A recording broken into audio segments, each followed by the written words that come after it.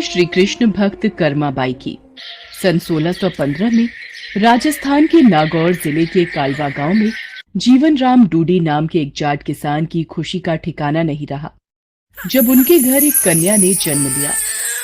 मेरी कर्मा, मेरी बेटी, आज से मैं तुझे कर्माबाई कहकर बुलाऊंगा। जीवन राम भगवान कृष्ण के परम भक्त थे। उनके घर में भगवान कृष्ण का एक मंदिर था। जीवन राम भगवान कृष्ण को भोग लगाने के बाद ही कुछ खाते थे, ये उनका नियम था। कर्माबाई जब थोड़ी बड़ी हुई तो एक दिन, पिताजी, आप हमेशा भगवान कृष्ण को भोजन खिलाने के बाद ही भोजन करते हो? हाँ बेटी कर्मा, जब भगवान कृष्ण भोजन ग्रहण कर लेते हैं उसके पश्चात ही मैं भोजन करता हूँ। पिता से ये सब देखते सीखते कर्माबाई का बचपन बीत रहा था। कुछ वर्षों बाद एक दिन, बेटी कर्मा, मैं कुछ दिनों के लिए तीर्थ यात्रा पर जा रहा हूँ। जी पिताजी, बताइए क्या आज्ञा है? बेटी कर्मा, मेरे पीछे से भगवान कृष्ण की विधि से पूजा करके उन्हें भोग लगाकर भोजन ग्रहण करना। मैं तुम्हें उनकी पूजा विधि बता देता हूँ और घर का भी ध्यान रखना, ठीक है? ठीक है पिताजी, मैं भगवान कृष्ण को भोग लगाकर ही भोजन किया करूंगी। आप निश्चिंत होकर जाइए।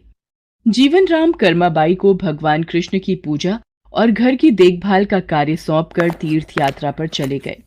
अगले दिन, भगवान कृष्ण को भोग लगाना है, जल्दी से खिचड़ी बना लेती हूँ। हाँ, ये रहा देसी घी और गुड़। लो, तैयार हो गई आपकी खिचड़ी की थाली। मैं ये रख रही हूँ, आपको जब भी भूख लगे आप खा लेना। मैं तब तक घर के काम निपटा लूं। कर्माबाई खिचड़ी की थाली भगवान के आगे रखकर घर के दूसरे कामों में लग जाती है।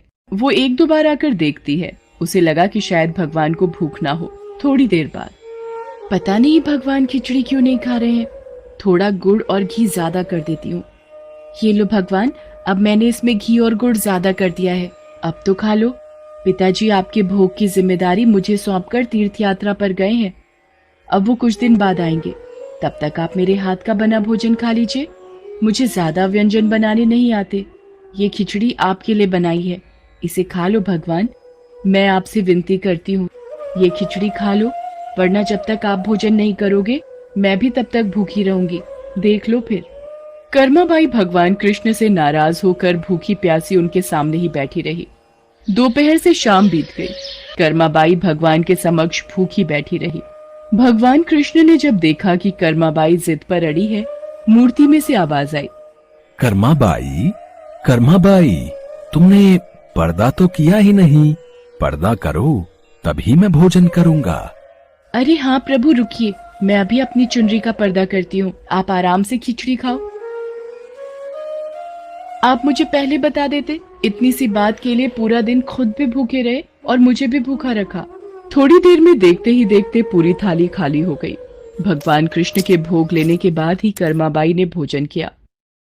अब तो नित्य नियम से कर्माबाई सबसे पहले उठकर भगवान के लिए भोग बनाती और पर्दा करके भगवान के समक्ष बैठ जाती।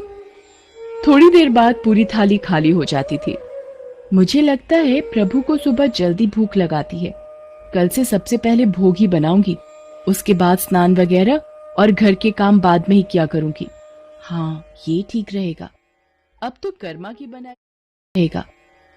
कर्मा की बनाई खिचड़ी भगवान कृष्ण बड़े चाव से खाते थे और पूरी थाली खाली हो जाती थी। एक दिन कर्मा के पिता तीर्थ यात्रा से वापस आते हैं। कर्मा बिटिया, कैसी है तू? पिताजी, मैं अच्छी हूँ, और आपके पीछे पहले दिन तो भगवान ने भोग ग्रहण करने में बहुत नखरे किए, फिर शाम को जाकर खिचड़ी खाई, और अब तो भगवान कृष्ण सुबह सुबह ही मेरी बनाई खिचड़ी खा लेते हैं। मैं सबसे पहले उन्हें भोग लगाती हूँ, जब वो खा लेते हैं उसके पश्चात ही दूसरे काम करती हूँ। हे कृष्ण मुरारी, आपकी लीला कौन जाने प्रभु। मैं तीर्थ यात्रा में आपको ढूंढ रहा था, आप तो मेरे घर में ही विराजमान हो। धन्य हो प्रभु, आपकी जय हो। बेटी कर्मा, तुम जैसी पुत्री को पाकर मैं धन्य हो गया। अब से तुम ही भगवान कृष्ण को भोग लगाना। वो तुम्हारा लगाया भोग बड़े चाव से खाते हैं। अब से तुम ही अपने हाथों से भगवान कृष्ण की सेवा करोगी बेटी। ये सब सुनकर कर्माबाई बहुत खुश होती है। अब तो कर्माबाई नियम पूर्वक जल्दी उठकर भगवान को भोग लगाती और बाद में सारे काम करती। कुछ वर्षों बाद कर्माबाई के पिता स्वर्गलोक को प्राप्त हो गए। अब कर्माबाई घर में अकेले रहती तो उनका मन नहीं लगता था, इसलिए वो भगवान कृष्ण की मूर्ति को लेकर तीर्थ यात्रा पर निकल गई और भारत में अलग अलग तीर्थों के दर्शन करने के पश्चात वो उड़ीसा के जगन्नाथपुरी मंदिर पहुंची। बस अब यही जगन्नाथपुरी में एक कुटिया में रहकर भगवान कृष्ण की भक्ति और सेवा करूंगी। कर्माबाई अपने नियम से सुबह सुबह भगवान कृष्ण को खिचड़ी का भोग लगाती और कुछ ही देर में थाली साफ हो जाती। भगवान बड़े चाव से सारी खिचड़ी खाते। उसके पश्चात कर्माबाई अपने नित्य स्नान ध्यान कार्यों को करती। एक सुबह, माँ, कुछ खाने को मिलेगा? बहुत जोरों की भूख लगी है। हाँ हाँ, आजा बेटा, यहाँ बैठ। मैंने अभी अभी श्री कृष्ण को खिचड़ी का भोग लगाया है। ले खिचड़ी खा बेटा। पसंद आई खिचड़ी तुझे? और दूं? बस माँ, पूरा पेट भर गया, आनंद आ गया तुम्हारे हाथ की खिचड़ी खाकर। माँ, क्या मैं ये स्वादिष्ट खिचड़ी कल भी खाने आ सकता हूँ? कल ही क्यों बेटा, तू रोज मेरे पास खिचड़ी खाने आ जाया कर। कर्माबाई की कुटिया में उस बालक के रूप में स्वयं भगवान जगन्नाथ खिचड़ी खाने पधारे थे और अब रोजाना कर्माबाई जब भगवान कृष्ण को खिचड़ी का भोग लगाती, थोड़ी देर बाद वो बालक भी खिचड़ी खाने आ जाता। एक दिन, कर्माबाई, भगवान को बिना स्नान किए भोग लगाना अच्छी बात नहीं। तुम रोजाना सुबह पहले स्नान आदि क्रियाएं करके विधि विधान से पूजा करके ही भगवान कृष्ण का भोग बनाया करो। ठीक है बाबा, अब मैं स्नान करके ही प्रभु का भोग बनाया करूंगी। साधु की बात मानकर कर्माबाई अगले दिन से स्नान करके पूजा के पश्चात भोग तैयार करती। इस कार्य में उन्हें बहुत देर हो जाती थी, पर वो बालक तो अपने समय पर ही खिचड़ी खाने आ जाता था। माँ, खिचड़ी दो ना, जल्दी दो, मुझे बहुत भूख लगी है माँ। थोड़ी देर रुक बेटा, अभी देती हूँ। अब तो बालक रूपी भगवान जगन्नाथ जल्दी जल्दी खिचड़ी खाकर बिना हाथ मुंह साफ किए भाग जाते थे। उन्हीं दिनों मंदिर के पुजारी जो काफी समय से मंदिर में सेवा कर रहे थे, ये जगन्नाथ भगवान के मुख पर खिचड़ी कैसे?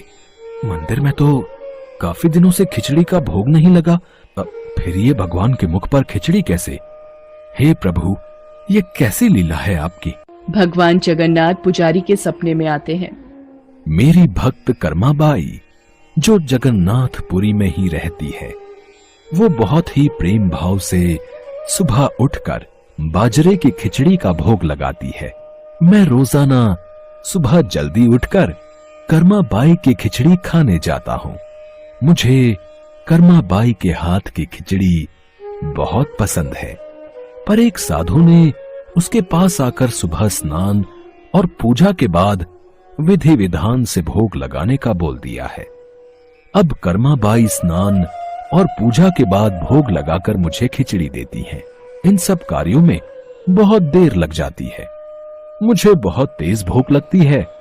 भक्तगण मेरा इंतजार कर रहे होते हैं, इसलिए जल्दी जल्दी खिचड़ी खाकर मैं बिना मुंह हाथ धोए वापस लौट आता हूँ।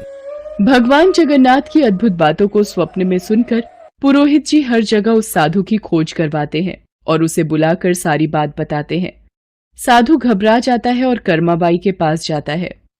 कर्माबाई, तुम श्री कृष्ण भगवान की परम प्रिय भक्त हो। तुम्हारे लिए किसी नियम नीति की कोई आवश्यकता नहीं। तुम अपने अनूठे प्रेम से जिस प्रकार सुबह जल्दी उठकर भोजन बनाती थी, वैसे ही बनाकर भगवान का भोग लगाया करो। ठीक है साधु बाबा, अब मैं पहले की तरह ही सुबह जल्दी भोग बनाया करूंगी। अब कर्माबाई फिर से पहले की तरह भगवान कृष्ण को भोग लगाकर उस बालक को बड़े प्रेम पूर्वक खिचड़ी खाने को देती थी। ये क्रम कई वर्षों तक चला और एक दिन कर्माबाई परलोक से धार गई। हे प्रभु, हमसे कोई भूल हो गई क्या? आज आपके नैनों से अश्रुधारा कैसी प्रभु? हे भगवान जगन्नाथ, क्या अपराध हुआ हमसे जो आप दुखी हुए प्रभु? उसी रात भगवान जगन्नाथ राजा और पुजारी के स्वप्न में आते हैं और बताते हैं कि उनकी भक्त कर्माबाई इस लोक से विदा होकर भगवान में विलीन हो गई हैं। अब उन्हें सुबह सवेरे बाजरे की खिचड़ी कौन खिलाएगा, यही उन्हें दुख है। अगले दिन, पुजारी जी, जो स्वप्न आपने देखा वही स्वप्न मुझे दिखाई दिया। भगवान जगन्नाथ की प्रिय भक्त कर्माबाई अब इस लोक से विदा हो गई है। मैं चाहता हूँ आज से हर सुबह भगवान जगन्नाथ को कर्माबाई के नाम से बनाई बाजरे की खिचड़ी का भोग लगा करेगा, जिससे भगवान को कर्माबाई की कमी न महसूस हो। जी महाराज, अब से ऐसा ही होगा। उस दिन के बाद से कहते हैं कि भगवान जगन्नाथ को हर सुबह बाजरे की खिचड़ी का भोग लगाया जाता है। कर्माबाई के नाम की बाजरे की खिचड़ी के भोग से आज भी इस प्रथा को निभाया जा रहा है।